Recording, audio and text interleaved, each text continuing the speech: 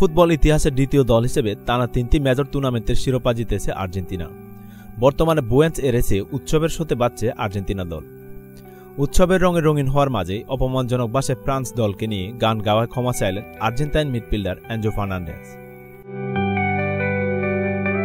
গত রোববার 15 July ফ্লোরিদার hard rock স্টেডিয়ামে তুমুল উত্তেজনাপূর্ণ ম্যাচে কলম্বিয়াকে 1-0 গোলে হারিয়ে টানা দ্বিতীয়বার কোপা আমেরিকা জিতে স্ক্যালোনির শিরজোড়া।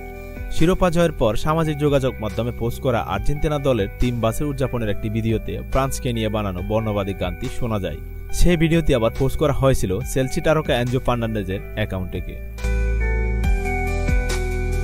আর্জেন্টিনা সমর্থকেরা বর্ণবাদীর এই গানটির সূত্রপাত ঘটায় 2022 বিশ্বকাপের ফাইনালে ফ্রান্সকে হারিয়ে বিশ্ব চ্যাম্পিয়ন হওয়ার সময়ে।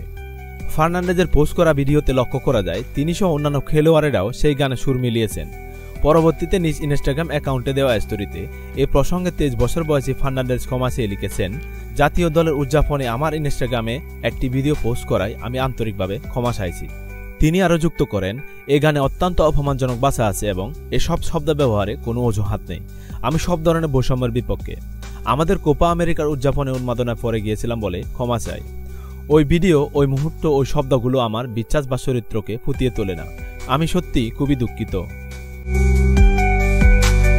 এদিকে এই বিষয়ে এর আগে আর্জেন্টিনা ফুটবল ফেডারেশন এবং ফিফার কাছে অভিযোগ করেছে ফ্রান্স ফুটবল ফেডারেশন। কাতার বিশ্বকাপ জয়ের পরও আর্জেন্টিনা দলের গোলরক্ষক এমিলিয়ানো মার্টিনেজ এমবাপ্পেকে নিয়ে ড্রেসিং রুমে অপমানজনক গান গাইতে শোনা গিয়েছিল এবং তাকে ব্যঙ্গ করতেও দেখা গিয়েছিল।